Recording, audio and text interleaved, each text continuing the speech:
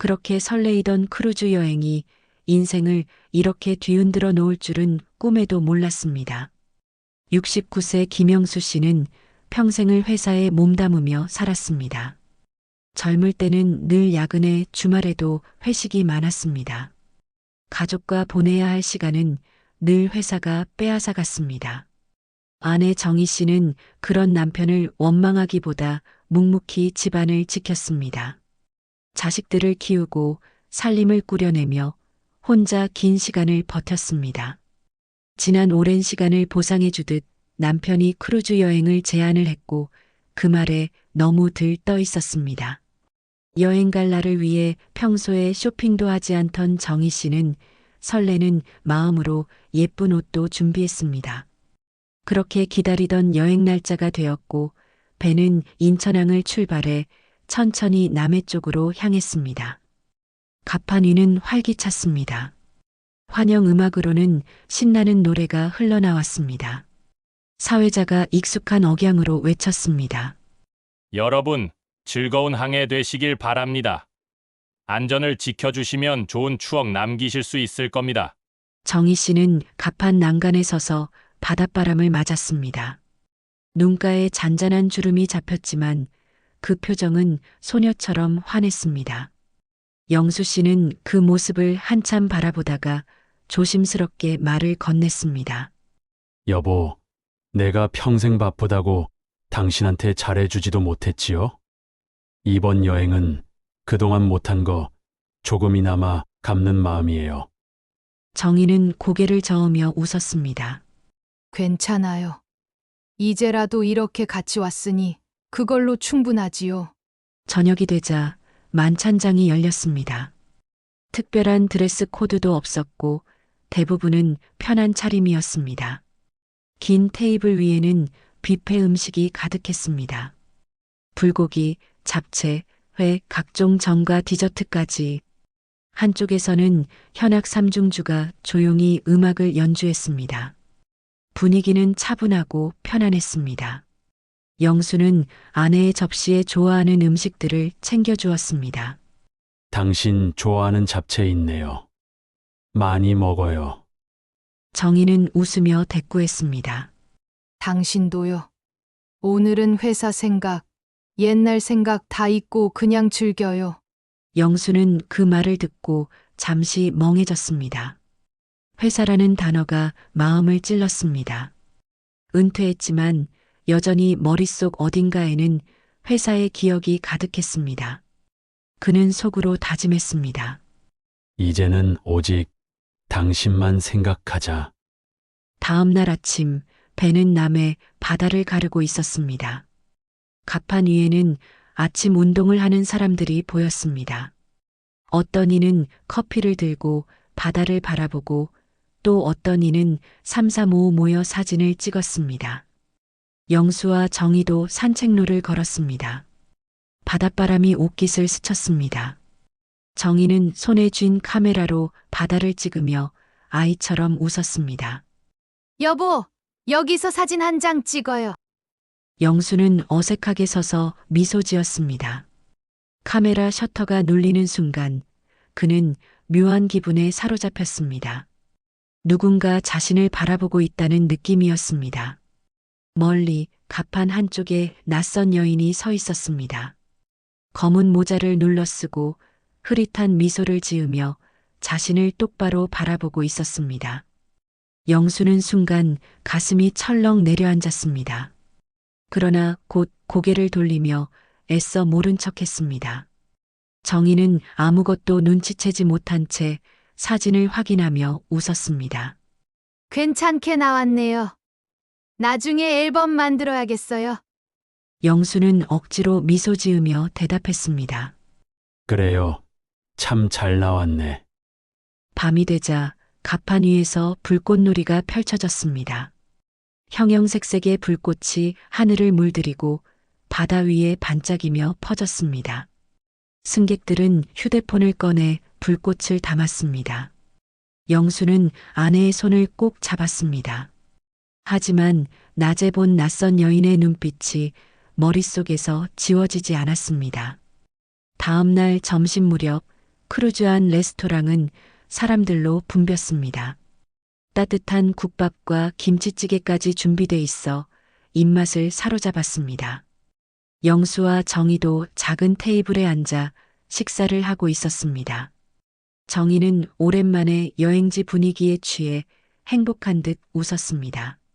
여보, 이렇게 여유롭게 밥 먹는 게 얼마만인지 모르겠어요. 영수는 고개를 끄덕이며 말했습니다. 그러게. 늘 바쁘다고 대충 때우던 시절이었는데 이제라도 같이 있으니 다행이지. 그때였습니다. 영수의 시선이 무심코 홀 한쪽에 머물렀습니다. 어제 갑판에서 본 검은 모자를 눌러 쓴 여인이 있었습니다. 그녀는 이번엔 모자를 벗고 있었습니다. 긴 머리가 흘러내렸고 나이가 짐작되지 않는 얼굴에는 묘한 기운이 감돌았습니다. 그녀는 메뉴판도 보지 않고 마치 처음부터 영수의 위치를 알고 있었던 듯이 그를 똑바로 바라보고 있었습니다. 영수는 순간 숟가락을 멈췄습니다. 뒷덜미에 차가운 기운이 스며들었습니다. 정희가 눈치채고 물었습니다. 왜 그래요? 어디 불편해요? 영수는 서둘러 시선을 접으며 대답했습니다. 아, 아니야. 그냥 좀 피곤해서 그래. 하지만 그 말이 끝나기도 전에 다시 고개를 들어보니 그 여인은 자리에 없었습니다. 마치 처음부터 없었던 사람처럼 사라져버린 것이었습니다. 식사 후 둘은 배양극장에서 상영하는 공연을 보러 갔습니다. 무대 위에서는 전통 무용과 현대 무대가 번갈아 이어졌습니다. 관객들은 박수를 치며 즐겼습니다.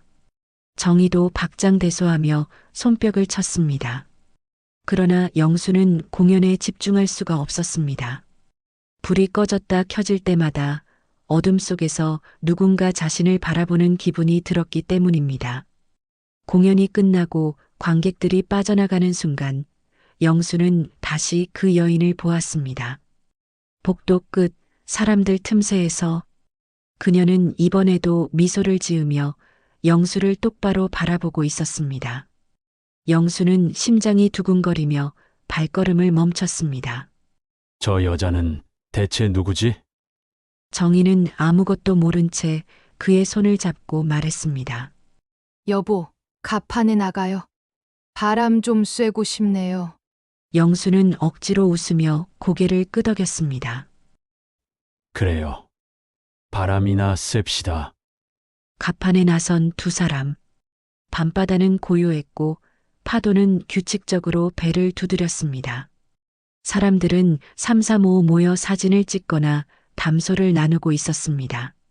정희가 난간에 기대며 바다를 바라보는 순간 영수는 무심코 뒤를 돌아봤습니다. 그리고 또렷하게 보았습니다. 멀지 않은 곳 그림자 같은 자리에서 그 여인이 다시 서 있었습니다. 그녀는 이번에는 분명히 입술을 움직였습니다. 멀리 있어 들리지는 않았지만 영수는 그 입모양을 읽을 수 있었습니다. 당신, 나 기억 못 하겠어요? 순간 영수의 머릿속이 아득해졌습니다.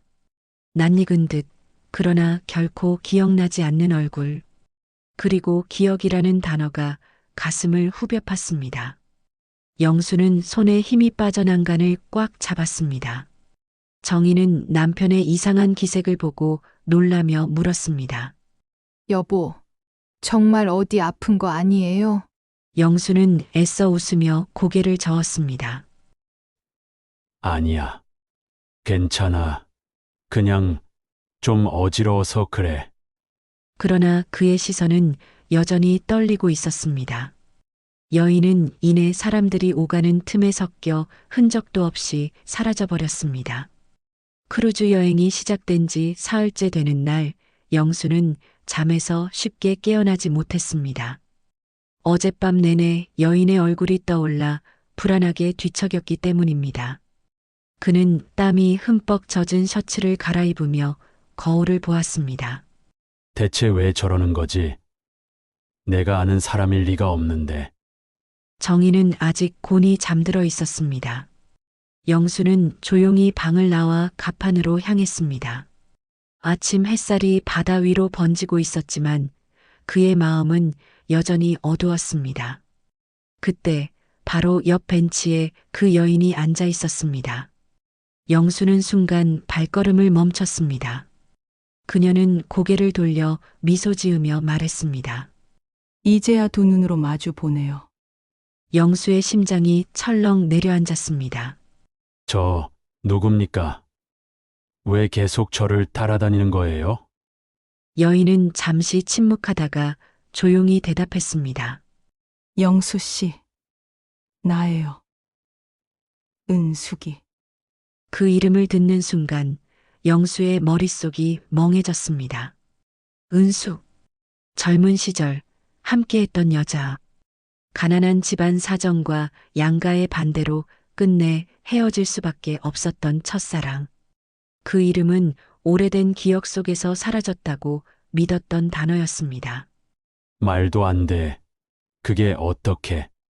영수는 뒷걸음질을 쳤습니다. 그러나 은숙은 한 걸음 다가오며 단호하게 말했습니다. 나예요. 내가 왜 여기 왔는지, 왜 당신 앞에 나타났는지 곧 알게 될 거예요. 그날 오후 정희는 쇼핑 구역을 둘러보고 싶다고 했습니다. 영수는 애써 평정을 가장하며 아내와 함께 돌아다녔습니다. 그러나 사람들 틈에서 은숙의 시선이 계속 느껴졌습니다. 정희가 고른 목걸이를 집어들며 물었습니다. 여보, 이거 어때요? 내가 하면 좀 젊어 보일까요? 영수는 억지로 미소 지으며 답했습니다. 응. 잘 어울릴 것 같아. 당신은 뭐든 잘 어울려. 그러나 그의 시선은 이미 멀리 은숙이 서 있는 곳으로 향해 있었습니다. 정희는 그 눈빛을 따라가고는 의아하게 물었습니다. 여보, 누구 봤어요? 아는 사람이에요. 영수는 황급히 고개를 저었습니다. 아니야. 그냥 착각했어. 밤이 되자 부부는 선실로 돌아왔습니다. 정희가 화장실에 들어간 사이 누군가 문을 두드렸습니다. 영수가 문을 열자 은숙이 서 있었습니다. 이번에는 더 이상 피할 수 없었습니다. 당신, 아직도 나를 모른 척 할 거예요? 왜 이러는 겁니까? 다 지난 일이에요. 나는 가정도 있고. 가정? 그럼 나는요? 그때 날 버리고 떠난 뒤 나는 어떻게 살았을 것 같아요? 영수는 숨이 막혀왔습니다. 그녀의 눈에는 분노와 슬픔이 동시에 담겨 있었습니다. 당신은 그냥 잊고 살았겠지. 하지만 나는 단 한 번도 당신을 잊은 적이 없어요. 정희의 목소리가 화장실에서 들려왔습니다. 여보, 누구세요? 영수는 황급히 문을 닫으며 속삭였습니다. 제발 더는 이러지 마요. 제 아내가 있어요. 은숙은 씁쓸한 미소를 남기고 조용히 복도를 걸어갔습니다. 문을 닫고 돌아선 영수는 두 손으로 얼굴을 감쌌습니다. 정희는 아무것도 모른 채 환하게 웃으며 다가왔습니다.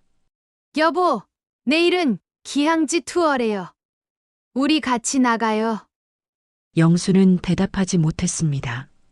목구멍까지 치밀어 오르는 죄책감과 불안감 때문에 그날 밤 영수는 선실불을 끈 채 창밖 바다를 보았습니다. 깊은 어둠 속에서 은숙의 얼굴이 겹쳐 보였습니다. 그녀의 말이 귓가를 떠나지 않았습니다. 나는 단 한 번도 당신을 잊은 적이 없어요. 영수는 속으로 중얼거렸습니다. 이대로는 안 되겠지. 내가 뭔가 결정을 내려야 해. 다음 날 아침 크루즈는 일본의 한 항구에 도착했습니다. 승객들은 하나둘 내려 기항지 투어에 나섰습니다. 정희는 여행객 무리에 섞여 활기차게 움직였지만 영수는 마음이 무겁기만 했습니다. 정희가 손을 잡으며 물었습니다. 여보, 어디 아파요? 어제부터 계속 얼굴이 안 좋아요. 영수는 애써 웃으며 고개를 저었습니다. 아니야. 그냥 잠을 잘 못 잤어. 오늘은 당신 하고 싶은 대로 하자. 그러나 그의 시선은 여전히 주위를 맴돌았습니다. 은숙이 또 나타날까 두려웠던 것입니다. 투어버스에 올라탔을 때였습니다. 창밖으로 스쳐가는 거리 끝에서 영수는 또다시 은숙의 모습을 보았습니다. 그녀는 그들 버스를 바라보고 서 있었습니다. 영수는 숨이 막혀 창문에 손을 올렸습니다. 하지만 정희는 여전히 아무것도 보지 못한 듯 풍경에만 집중했습니다. 투어가 끝나고 크루즈로 돌아왔을 때 영수는 더 이상 도망칠 수 없다는 걸 직감했습니다. 그는 혼자 갑판으로 나갔습니다. 그리고 예상대로 은숙이 기다리고 있었습니다.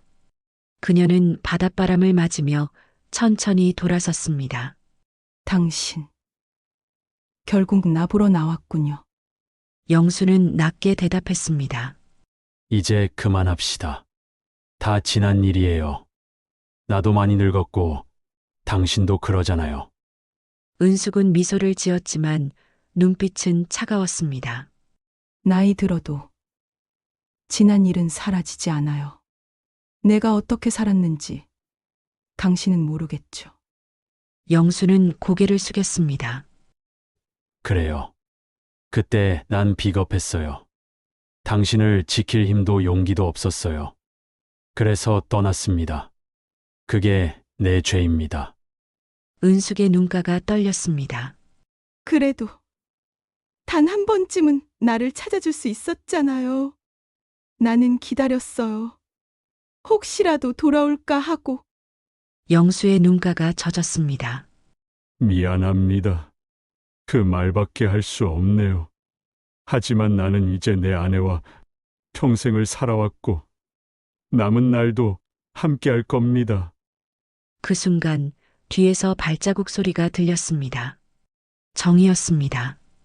그녀는 둘의 대화를 다 들은 듯 굳은 표정으로 서 있었습니다. 여보, 지금 무슨 얘기하는 거예요? 영수는 얼어붙었습니다. 변명조차 떠오르지 않았습니다. 은숙은 정희를 바라보며 담담히 말했습니다. 저는 이분의 옛사람이에요. 아주 오래전에 잠시 함께했던 사람. 정희의 얼굴에 충격과 혼란이 동시에 스쳤습니다. 그럼 당신이 계속 우리 주변에 나타난 이유가? 은숙은 고개를 끄덕였습니다. 확인하고 싶었어요. 내가 버려졌던 그때와 똑같이 이분이 또 나를 모른 척할지. 정희는 눈을 감았다가 깊은 숨을 내쉬며 영수를 바라보았습니다. 여보, 왜 이제야 말해요?